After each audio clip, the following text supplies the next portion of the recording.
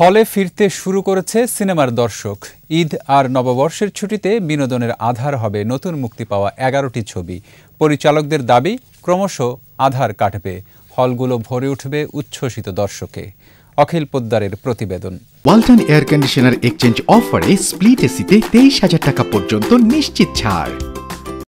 কেমন কইরা মন কারিব ওরে নিঠুরিয়া তোর প্রাণ হরিব কেমন কইরা পাই না গো তার। সিনেমা দেখতে আগের মতো এখন আর হলে যান না দর্শক।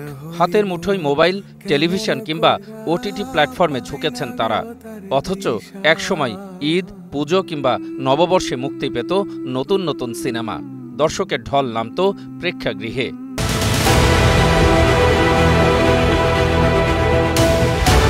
কিছু কিছু মানুষ আছে যারা মেয়েদেরকে মানুষ মনে করে না।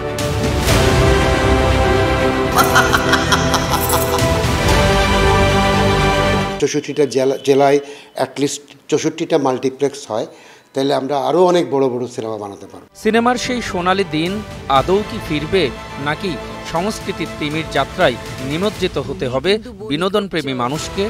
এবার তো রেকর্ড পরিমাণে ফিল্ম রিলিজ হবে, একটা কম্পিটিশন হবে, সবার সাথে সবার কম্পিটিশন হবে। সিনিপ্লেক্সে ডেভেলপ করলে আমাদের অডিয়েন্স শান্তিতে দেখতে পারবে। আর এই গভর্নমেন্টও তো একটা উদ্যোগ আছে, 1000 কোটি টাকা দিয়েছে যে সিনেমা হলগুলো তৈরি করার জন্য। তো এই সব কিছু মিলিয়ে এটা একটা জোয়ার এসছে। আমার মনে হয় যে এখন সঠিক পথেই আমাদের দর্শক কিছু ভালো জিনিস দেখতে পারবে। এবারের ঈদে 11টি সিনেমা মুক্তি পেয়েছে। পরিচালকদের দাবি, এর অধিকাংশই হবে দর্শক নন্দিত। কাজল রেখা তো সবার জানা গল্প আসলে, আর এটা একদম এই সয়েলের গল্প, এই মাটির গল্প। এখানে খুব ছোট ছোট টুইস্ট আছে, অনেক মজার মজার ঘটনা আছে, পাখি কথা বলা পাখি আছে। তো এক্ষেত্রে কেমন লাগবে, কেমন হয়েছে, এটা আসলে দর্শক বিবেচনা করবে। যেহেতু বাঙালির একটা সিনেমা, বাংলা নববর্ষ, তো ঈদও বাংলার একটা বড় উৎসব, বাঙালির একটা বড় উৎসব। তো সব মিলিয়ে এটা খুবই সোনায় সোহাগা হলো আর কি, ঈদ আর বৈশাখ মিলে। আমার এই ছবিটা সাথে যেমন অনেকগুলো এনজিও বা ইন্টারন্যাশনাল এনজিও, এরা এটার ব্যাপারে ইন্টারেস্টেড। ওরা দেখতে চায় যে কী হলো, কারণ তারা এইসব বিষয় নিয়ে হোম মিনিস্ট্রির সাথে কাজ করে। তো ওরা চাচ্ছে যে তারা দেখুক, তার লোকেরা দেখুক, এবং এটা কালারফুল করাতে এবং কমার্শিয়াল স্টার্ট থাকাতে আমার মনে হয় যে ডকুমেন্টারির সাথে ভিন্ন হয়, এবং ডকুমেন্টারি লিমিটেড লোক দেখে, কিন্তু এইটা স্বাভাবিকভাবে প্রচুর লোক দেখার সম্ভাবনা আছে।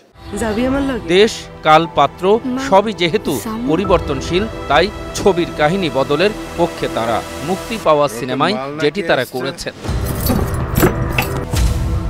আমাদের গ্রামের হাসিবু যখন নাচতো, কি সুন্দর যে নাচতো, একদম পরীর মতো লাগতো। নানামুখী কারণে সংস্কৃতিতে বন্ধ্যাত্ব চলছে। দরকার সৌহার্দ্য সম্প্রীতির সার্বজনীন মানসিকতা, এমন দাবি পরিচালকদের। তুমি কিন্তু বনি করছো।